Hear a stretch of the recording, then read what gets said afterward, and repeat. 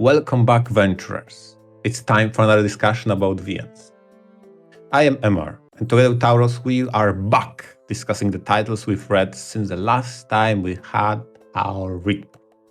Gosh, it was back at the end of November, before all the holidays. Oh, time does fly, huh?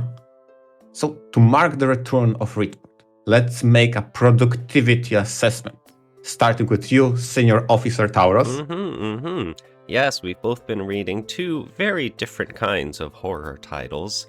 As a heads up to everyone, I am getting over a sickness, so hopefully I don't bother anyone if I suddenly cough or blow my nose or anything like that. But there are no sick days when it comes to being a model employee, and that is what I read in Indie OELVN by the name of Model Employee. In the futuristic world of 2086, you wake up after being dumped out on the street with a mountain of medical debt. You need to get a job so that you can earn money and you can pay off your debts, and you need that job now. And so you take up work at Tethys, a totally not Amazon, big box warehouse shipping facility. And you get to know your coworkers, you get to become accustomed with the physical labor along with your, cybernetic modifications. But most impressive of all is that your boss seems to be an AI by the name of Penny. And as you work in this facility, there's all sorts of twists and turns over what kind of people you're working with and just what your relationship is with your boss, Penny. And it leads to a lot of interesting outcomes and whatnot. One of the things I really liked about Model Employee is the art style, as you can tell from all of the screenshots going by in the background. It has that very old school, PC 98 style of graphics with a blocky UI that's covering up a whole bunch of your screen and the pixel art text. They also get to show off a whole bunch of shaders, and I think, what's that technique when they use dithering to make it look like there's a wide variety of colors? Yeah. And yeah, it comes across very well. It's, at first glance, the UI just looks very, obnoxious and kind of ugly in its way. But then it really warms up to you. It's got its own sense of style. And I always appreciate that when a visual novel has style. The UI itself had the gap more. That's true. Either that or maybe Stockholm Syndrome. True. The writing is very good in this title as well. And that's something that I don't usually expect out of visual novels. Not to throw shade on anything or whatnot, but most of the time a visual novel is going to be more focused on the visuals or the plot itself or whatnot. It's pretty rare to see something like Model Employee where all the dialogue feels so much natural, where all the characters are talking in just very regular human, normal conversation, and you get to see a bunch of dry humor or a bunch of, loony characters that really come to life in the brief scenes that they have in Model Employee. I like how, by describing this title, you exhibit the burnout by having read so many games with disappointing conclusions, like, I don't expect good writing in a medium that is all focused on writing. Well, it should be focused on the writing, but that's not the reality for many visual novels out there. There's a reason why schools have an entire course about English lit. Fair enough. But yes, I very much enjoyed it, and so, and speaking of endings, I was actually, very satisfied with the endings to Model Employee. It's not always a title that can... It's not always possible for a title to hit the ending and instead tries to get too cute, or they lose sight of what they're doing, or it just leaves off on a really weird note. More often than not, you got that advice, keep it simple, stupid. And just always remembering the important stuff and staying on target. I mean, what happened? Like, I remember Tauros Slop is always defined by disappointing endings. What makes this something different? What the hell do you mean Tauros Slop? What does that mean? You know what I mean. We're just gonna reduce me to it is a murder mystery, all sorts of mystery killings, and it has to be all serious and dreary. Is that what you think of me? And you get hyped up only for the ending not to deliver. Sounds like a fine definition of Tauros Slop. I don't want to be known like this. I don't know what the heck you're talking about. Should I remind you of Meteor World actor? No, you cannot. Okay, fine. It doesn't exist. But yeah, for model employee, I really liked Penny. She, like I mentioned, she is your AI overlord, but she acts very friendly. In a very almost flirtatious way that probably isn't appropriate for the workplace, but she's your boss, so it is what it is. She's very, happy and pretty and professional on the outside, but the whole meat of the story is trying to figure out just who she is on the inside. And her being an AI, you would think that'd be really easy. Think it would be easier to decipher what's going on with her rather than the human co-workers you're dealing with on the job. But instead, I think that's the focus of the story. And, Penny is a very important main character in this. And so for, an important character like that, who the story revolves around, to be written well is, kind of a prerequisite. And so I'm happy that Model Employee could really pull it off here. And importantly, she exhibits the most, the traits that for a great character. She has green hair and calls you master. So, yeah. I don't think she has green hair. I'm like 90% sure she has blonde hair. Are you blind? It's green. That's one of those things you just say. Yes, it's a stylistic. It's the color palette choice, but like that's clearly meant to be blonde. Oh. It's kind of like Are we back to the blue dress kind of Japanese discussion? VNs do that all the time, where they have a character who's drawn with purple hair, like the dark purple hair, and that's meant to be black. But it's a stylistic choice and whatnot. I'm not sure how often you see that anymore, actually, but as far as I'm aware, that used to be a thing. As a blonde heroine enjoyer, as well as a person with a blonde character as an avatar, this is not blonde, this is definitely green territory. I don't believe you. I'm chalking it up to artistic direction. Speaking of artistic direction, and a spoiler for those who didn't catch up from my comments, but yes, I also read it, this title, Model Employee. I really liked how at the start UI is very innocuous, but it keeps evolving over time in the title with all those weird graphical effects, but also having some gimmicks thrown in for good measure. I really like that in this title. There's, I don't want to say too much about it, but as far as the UI goes and about the gimmicks, and one reason I love visual novels is that it does things that no other medium can accomplish. And so whenever I see titles that actually do that stuff that's unique to visual novels, I'm like, oh, yes, just like that, yeah. Yeah, that's why I'm playing them for, yeah. Keep it going. So yeah, this was a great title. I very much enjoyed it. I didn't realize at the time that it actually, I think it was created for the 2023 Halloween Jam, and it ended up winning. I didn't realize that when I started. Oh, I didn't know that it won. Yeah, that's great. So number one, that's a super, big props to them for winning. And number two, they created this in a month for a game jam. It's like, yo, that's phenomenal. It is very appropriate to submit on Halloween because it is spooky in non-conventional ways. Mhm. You definitely live through corporate horrors.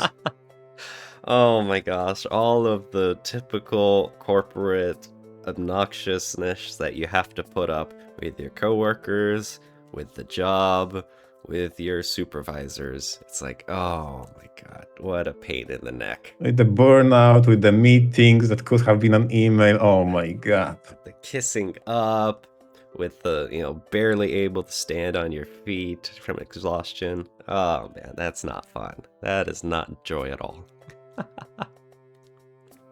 Yeah, an infraction that is just technical interpretation of a rule. I'm like, oh no. Yeah. But yes, I very much enjoyed it. It's free, too. Yeah, go for it. Model employee. Very nice. Yeah. As for you, Mr, what have you been up to? It's time. It's time to talk about Black Souls 2.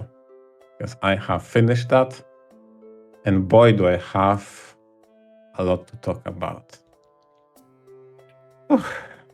Okay, well, to sum it up, Black Souls 2 is a direct sequel to Black Souls 1. Okay, so a quick summary of what Black Souls 1 is. It's an RPG Maker game, some would argue a VN, that takes inspiration from Dark Souls environmental storytelling and atmosphere, but is heavily influenced by grim fairy tales. In the first game, you are thrown into an unknown and fantastical main, as far as fairy tales go, world, full of wonder, mystery, and plenty of edge. Ultimately, you talk with other characters for covenants and build a party, not unlike a typical JRPG. Black Souls 2 is similar in that aspect, although with one fundamental difference. It's way more lonely. Guns are the day of the party, you are alone in this world. Also, unlike in Black Souls 1, which feels like you don't know what is going on and you just cruise around and you are thrown on the whims. In Black Souls 2, you feel like a simple organism with single brain cell struggling for control. Your mind is on the brink of collapse. You have only one thought. You need to find Alice. Because for you, there is only Alice. This fixation is insanely atmospheric, along with an amazing twist in that the gameplay, as the state, there's a gameplay mechanic tied to the state of your sanity measured in real time. If allowed to drop too low, makes you perceive the world completely differently, and you can't even understand what other people are saying. You are quite literally on the verge of going insane. So, the atmosphere which Black Souls 2 created just completely caught me off guard. Now, granted, the Black Souls 1 already had an amazing atmosphere and environmental storytelling, but Black Souls 2 takes it to 11. Mm-hmm. And obviously with a name like Black Souls, it's clearly inspired by Dark Souls, the video game series, right? Yes. Mm-hmm. In the sense that you've got, so many of the original mechanics of Dark Souls. You have the bonfires, you have the whole concept of souls, the idea that if you die in a battle, you leave all of the souls that you currently have and you respawn at the bonfire. And like you mentioned, the atmosphere is a huge selling point. You just wandering around in a completely dreary, miserable world where some people are just trying to live their meager existences. And yet, everywhere you turn, there's a whole bunch of edginess and a whole bunch of, violence and just tragedies for all sorts of people involved, right? One thing, when you mentioned the inspiration from Dark Souls, one thing that this title, more than the previous one, sells is that it feels oftentimes as if the author speaks to you, so the creator of the game. They took the one feature from Dark Souls, writing on the floor. So this is a very famous or infamous feature from Dark Souls that has that social aspect in which other players can leave messages for other players. In this game, since it's a single player experience, I think it feels that way, that the author wrote all of them. And just that simple layer of communication is so effective. I can't say, without going into too many spoilers, how effective that is in conveying the state of insanity and the world you are in. There's so many memorable moments when I just stumble around a text on the ground and got immediate chills because of that. Mm-hmm. It has that intimate conversation with the author I did not expect from this kind of title. And I think this also speaks volumes to a sequel when while obviously the game presented is that way, that you as a protagonist have a single purpose. You need to go and find Alice. Me as a player, someone who did read the original, the first title, my priority is like, okay, fine. Alice this, Alice that. But where are my companions from the first game? Where are those? So that was how I was preoccupied, finding what happened to people I spent so much time on the first game. Okay, there's another part I want to bring. Okay. It's not often I'll even bring this topic to discussion, but I feel like it's not only integral, but also necessary to understand, and I suppose appreciate the deeper points in Black Souls. I'm talking about the age content. Listen, and understand that I'm careful here. Very rarely we even acknowledge that side of VNs, let alone discuss it. I mean, look at Geminism, okay? We had an opportunity to discuss it in more detail, why it felt misused, disappointing, but ultimately we settled on just mentioning the scumbag that felt like perversion personified and how it ruined the otherwise amazing potential of some events in that title. Okay? Most notably the aquarium. We had an episode talking all about H scenes. Yeah, but we don't talk about this side of events often enough in comparison to how often they exist in events, right? And I feel like here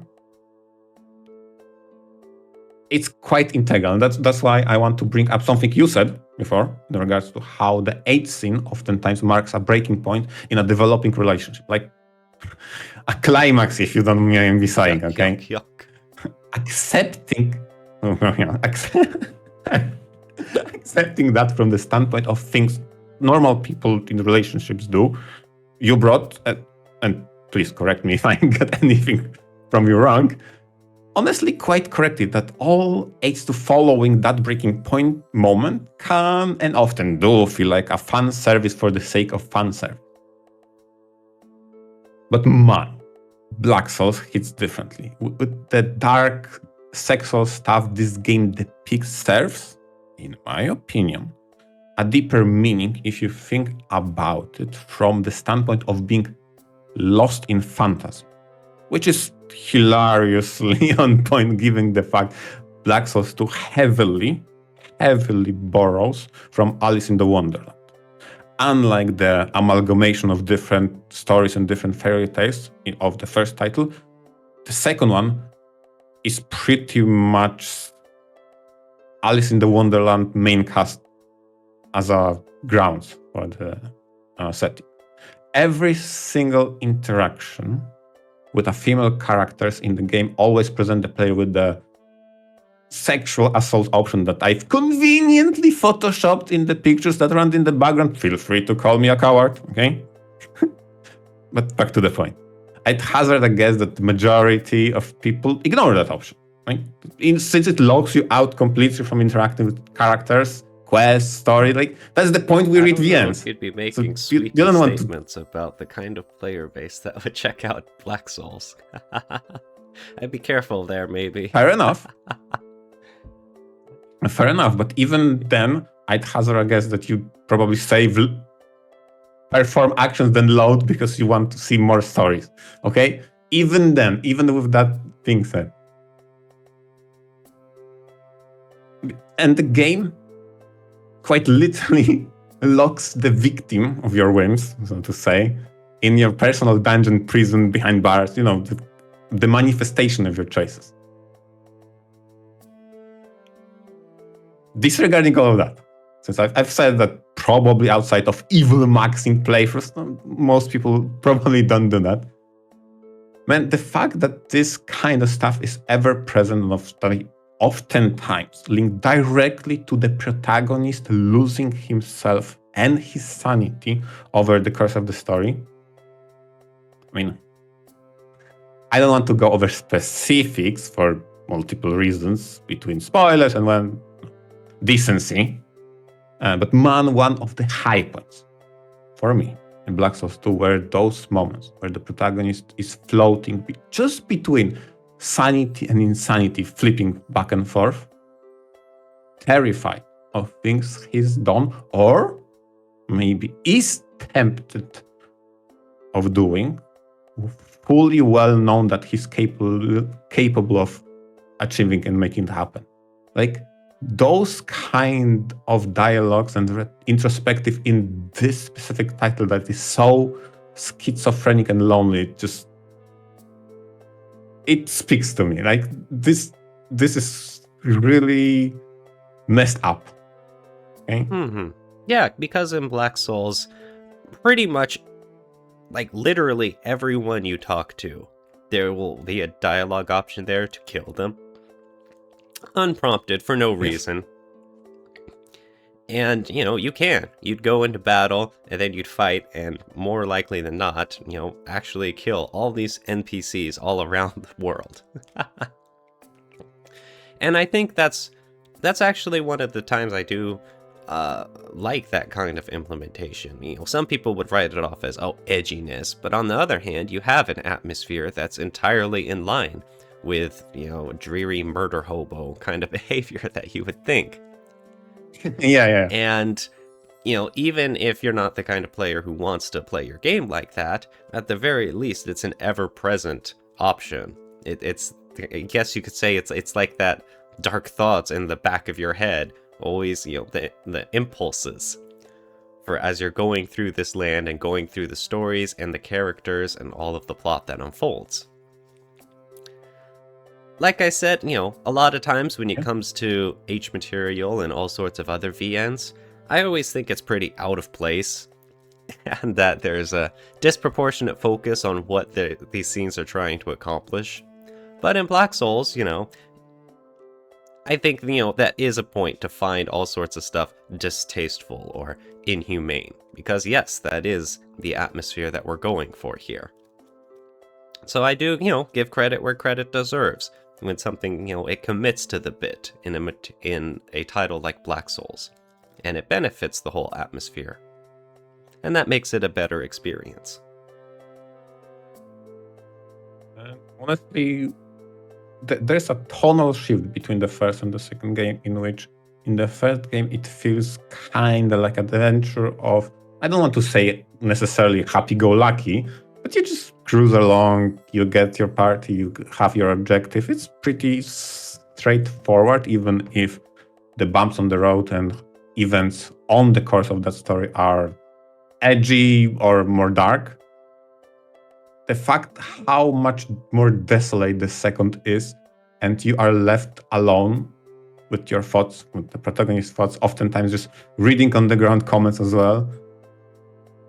And the moments that show unwillingness of the protagonist to come to terms with the simple fact that those characters are fictional, based on fairy tales, really shows and captures the writing ability of the creator of Black Souls 2. In my opinion, it perfectly captures the mindset of someone so absorbed in fantasy, you can't help but wish it from the bottom of your soul that it was real, because it is affecting you emotionally in a real way, despite those characters being, fantasy. Like, damn, those moments in Black Souls 2 just floored me. I mean, another aspect is something, I hate giving numbers to unquantifiable things, such as what makes a VN, and honestly, some playthroughs of Black Souls, specifically Black Souls 2, feel very hollow and barren in terms of amount of text, right? Like my first blind playthrough felt really devoid of conversation and dialogue boxes, because I I was walking around stumbling, where the hell do I go now? So I just walk around killing monsters. Like, okay. And I have a lot of issues with the Black Souls gameplay itself. I feel like they try to emulate too much, and not all of that kind of Dark Souls gameplay works in VN adjacent setting, or maybe JRPG inspired settings. I don't know. The gameplay wasn't the selling point for the first one. It wasn't the selling point for the second one. I don't want to go into DLC 3, which that's a very interesting highlight of the entire Black Souls 2 for me. But it's so late in the story, I don't want to even talk about the gameplay there, because it's something, yeah. Okay? But the gameplay was never something that wowed me in those titles. And sadly, Black Souls 2 doesn't really improve in that aspect. Yeah, because like you mentioned, that this is a game series that's very clearly inspired by Dark Souls, and part of that includes lifting their entire battle system and structure, but not as an action game, but instead as a turn-based RPG. And yeah, without going too much into the details, I agree, this does not work at all. It's a pretty miserable experience, to be honest. Even outside the whole, people who like FromSoft's style of gameplay loops and all of that, but just as a turn-based RPG, it introduces a lot more problems that did not exist as the original Dark Souls, so it's kind of a mess. I do agree, the strength of Black Souls 1 and 2 and whatnot, it's far more in their atmosphere and in their stories, not in their gameplay. And honestly, when it comes to the dialogue, in my opinion, they fully utilizing what makes storytelling in VNs great. Large amount of text, supported by appropriate and so atmospheric sounds and visuals. I don't even know where to begin with examples.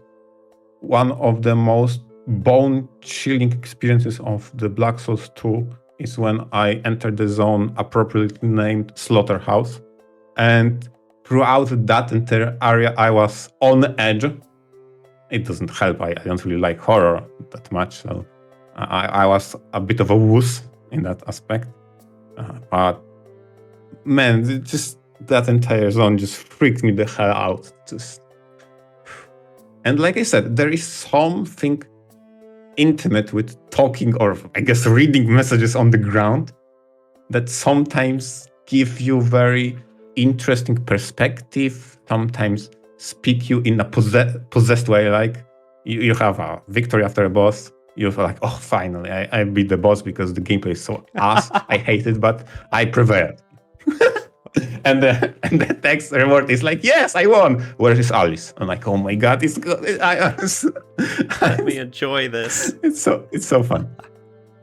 But on the other hand, I gave the example of Slaughterhouse. You see all the animals in the Slaughterhouse, and the only simple comment that made me just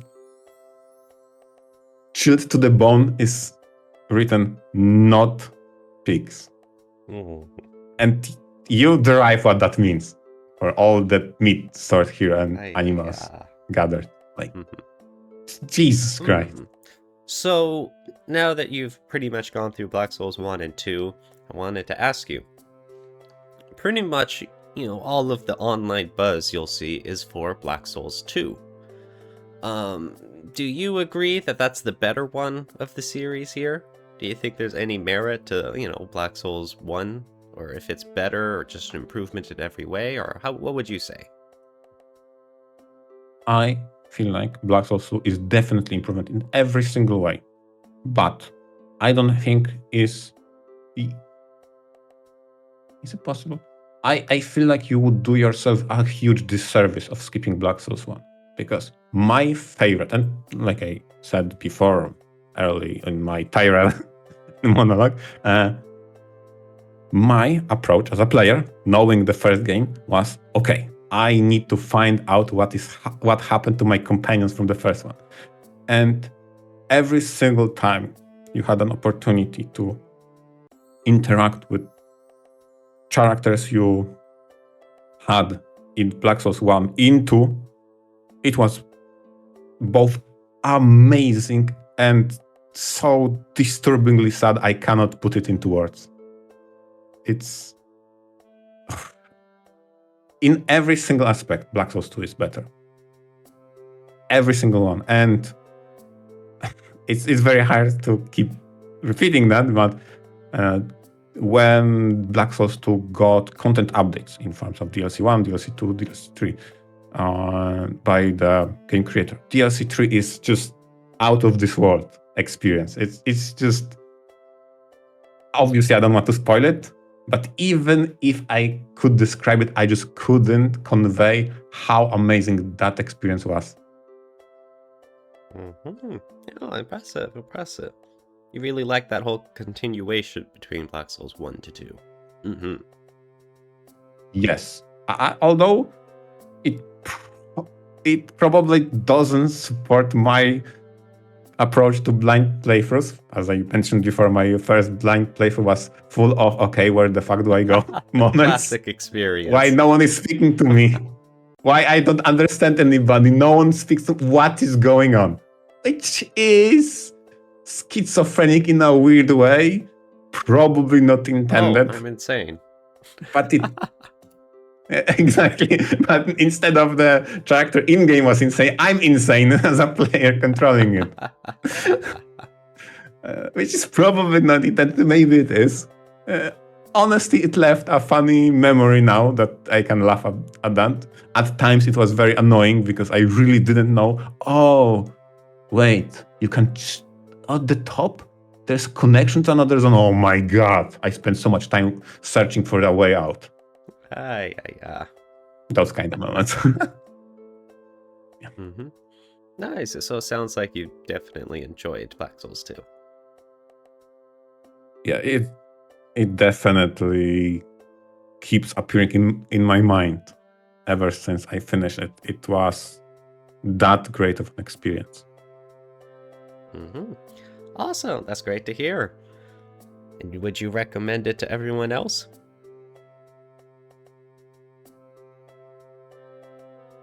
I mean... Now, knowing the kind of material this is a very... Yes. I cannot, in good conscience, recommend this series to person too naive to understand what kind of material they're dealing with. But if that's the kind of material they are, I'm not even going to say comfortable, but all right consuming, this is definitely one of the best. Awesome. And yeah, that's a good place to wrap it up. Thank you everyone very much for listening in to what we've been reading in the past month. Well, or in the past few months at this rate. Holidays were busy, you know how it goes. But hopefully you all enjoyed. Thanks to all our listeners for tuning in, and leave it in the comments. What did you read since the last read? And with that, venture out. Venture out.